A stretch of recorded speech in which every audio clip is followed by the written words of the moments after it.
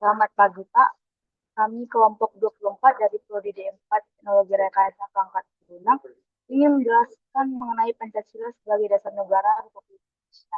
Sebelum itu, kami akan memperkenalkan diri. Saya Grace Supianti Tambobolon dengan NIM 1433028. Perkenalkan, nama saya Natasha Otapea dengan NIM 114230229. Perkenalkan nama saya Saya dengan 1143030. Perkenalkan, nama saya Febri Swita Borulumpan Raja dengan NIM 114233031. Perkenalkan Pak, nama saya Ray Anugrah Tuas Marmata dengan NIM 114233032. Perkenalkan nama saya Ari Negara Mungkin Saputra dengan NIM 1143033. Kenalkan Pak, nama saya Elisabeth Pasaribu dengan NIM 114233035. Nama saya Gabriel Sregar dengan NIM 1430336. Perkenalkan Pak, nama saya Yusuf Christian Siregar dengan NIM 114233037. Perkenalkan, nama saya Abed Manurung dengan NIM 114233038. Kenalkan, nama saya Nicholas Batubara dengan NIM 1142303. Perkenalkan, nama saya Darius Yandera dengan NIM 14304. Perkenalkan, nama saya Dewa Armada Guru Singa dengan NIM 114234041. Teman kami dengan nama Frankie Hamonangan Sirait dengan NIM 114234042. Perkenalkan, nama saya Jonathan Primatambah dengan NIM 1423043. Topik yang akan kami presentasikan yaitu Pancasila sebagai dasar negara Republik Indonesia. Pengertian dasar negara. Dasar negara yaitu sebagai landasan kehidupan bernegara, merupakan fondasi bagi setiap aspek kehidupan dalam bernegara. Dasar negara juga merupakan sumber dari segala sumber hukum. Semua hukum yang berlaku berasal dari dasar negara, memberikan legitimasi pada sistem hukum. Fungsi dasar negara yaitu yang pertama, menjadi landasan berpikir dan bertindak, yang kedua mengatur kehidupan berbangsa dan bernegara, yang ketiga mencapai tujuan nasional.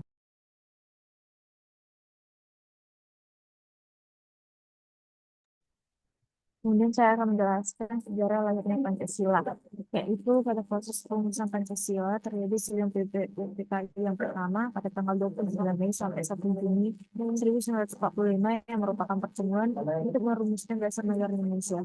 Dalam sidang ini para tokoh nasional mengungkapkan gagasan mereka mengenai dasar negara, yaitu yang pertama ada Muhammad Yamin yang mengusulkan konsep dasar negara yang mencakup kebangsaan, kemanusiaan, ketuhanan, kesejahteraan, dan kemufakat. Kemudian yang kedua ada Sutomo yaitu mengungkapkan pandangan tentang negara hukum, demokrasi, serta sistem integralistik dan menekankan persatuan dan keselarasan dalam masyarakat. Yang ketiga ada Soekarno. Dalam pidatonya pada 1 Juni 1945, dia memperkenalkan konsep Pancasila sebagai dasar negara yang terdiri dari 5 prinsip yang kemudian menjadi cikal bakal Pancasila. Kemudian pada 9 yaitu komite yang dibentuk setelah sidang putus merumuskan Piagam Jakarta pada 22 Juni 1945 sebagai hasil diskusi antara kelompok nasionalis dan Islam. Dan kemudian piagam ini menjadi dasar bagi pembukaan Undang-Undang 1945 walaupun mengalami perubahan pada sila pertama untuk mengakomodasi seluruh elemen bangsa sehingga dapat diterima oleh semua golongan.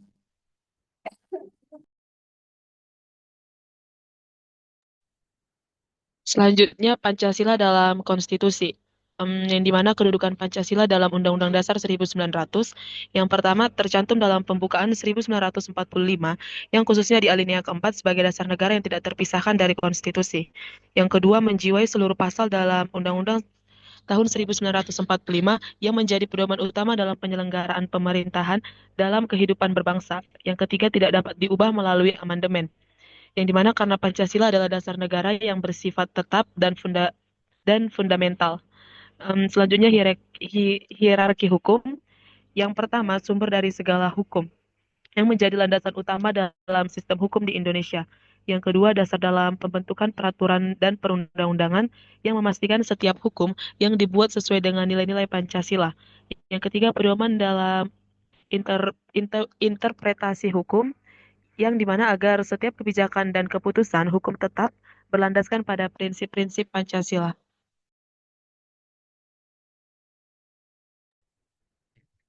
Ketuhanan Yang Maha Esa. Nilai-nilai yang terkandung dalam Ketuhanan Yang Maha Esa yang pertama yaitu pengakuan terhadap Tuhan Yang Maha Esa, kedua kebebasan beragama, ketiga toleransi antar umat beragama, dan implementasinya yaitu pertama jaminan kebebasan beragama dalam konstitusi, yang kedua pengakuan 6 agama resmi, yang ketiga yaitu pendidikan agama di sekolah.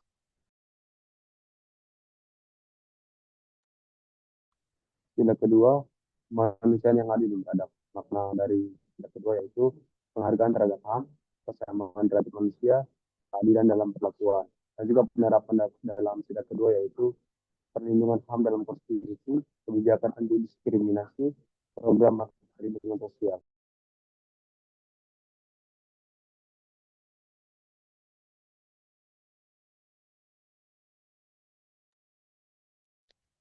Sila ketiga yaitu Persatuan Indonesia. Sila ketiga Pancasila menekankan pentingnya persatuan, kesatuan, dan kerukunan bangsa. Sila ini juga mengajarkan untuk menghargai perbedaan dan pendapat. Adapun konsep persatuan yaitu Bhinneka Tunggal Ika.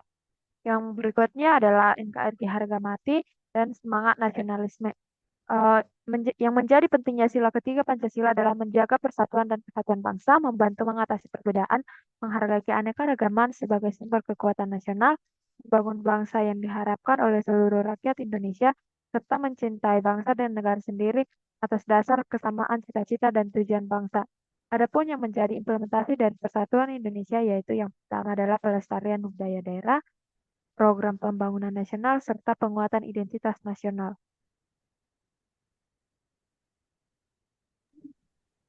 Yang keempat adalah sila keempat yaitu keadilan yang dipimpin oleh bijaksana dalam permusyawaratan perwakilan. Dalam sistem demokrasi, sila keempat yaitu adalah sebagai dasar dari musyawarah mufakat dalam rakyat dan perwakilan rakyat. Dan praktiknya dalam masyarakat ialah dalam pemilihan umum, sistem perwakilan rakyat, dan pengambilan keputusan berbasis musyawarah.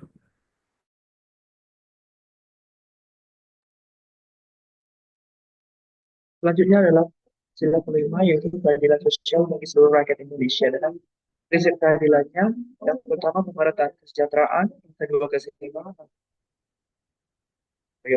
Dan untuk program dalam sila kelima ini adalah yang pertama bangunan ekonomi merata, jaminan sosial, dan yang terakhir pengentasan kemiskinan.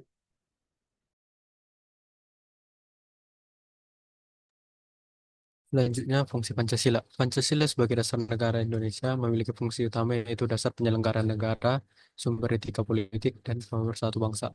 Yang pada implementasinya sebagai pedoman kebijakan nasional, dasar pengambilan keputusan, dan panduan kehidupan berbangsa.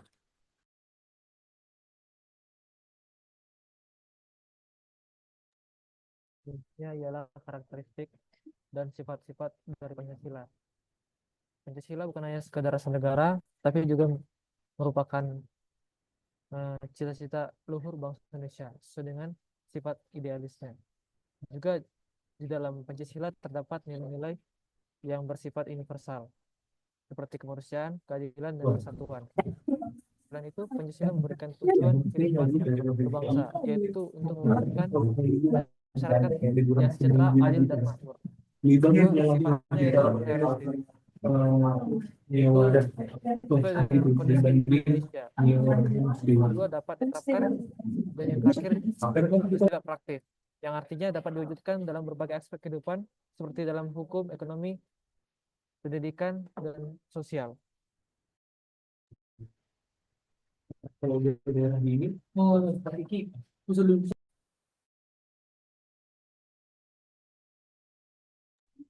Oke, saya akan membacakan tentang global Pancasila di era modern. Tantangan yang pertama yaitu globalisasi. Berarti tentunya arus informasi dan budaya asing dapat mengikis nilai-nilai Pancasila. Yang kedua radikalisme, yaitu paham ekstrem yang dapat mengancam persatuan dan toleransi dalam masyarakat. Yang ketiga individualisme, sikap yang mementingkan diri sendiri dapat melemahkan semangat gotong royong. Adapun solusi dari tantangan-tantangan tersebut yaitu Pertama itu penguatan pendidikan Pancasila, yang kedua revitalisasi nilai-nilai, yang ketiga itu adaptasi program.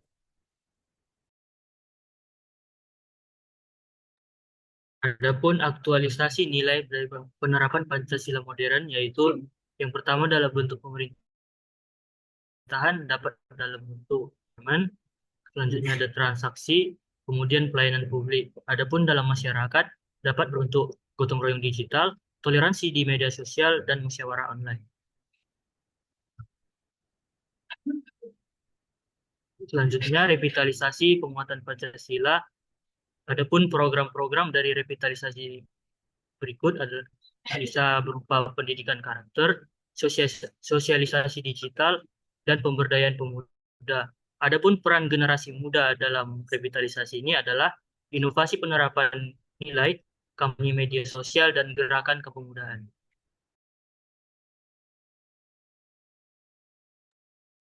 Kesimpulannya adalah yang pertama, Pancasila adalah landasan fundamental negara Indonesia yang tidak dapat diganti. Yang kedua, Pancasila bersifat dinamis dan mampu beradaptasi dengan perkembangan zaman. Tiga, implementasi nilai Pancasila harus disesuaikan dengan konteks modern. Yang keempat, tantangan global membutuhkan penguatan nilai-nilai Pancasila. Yang kelima, peran aktif seluruh elemen bangsa diperlukan dalam mengamalkan Pancasila.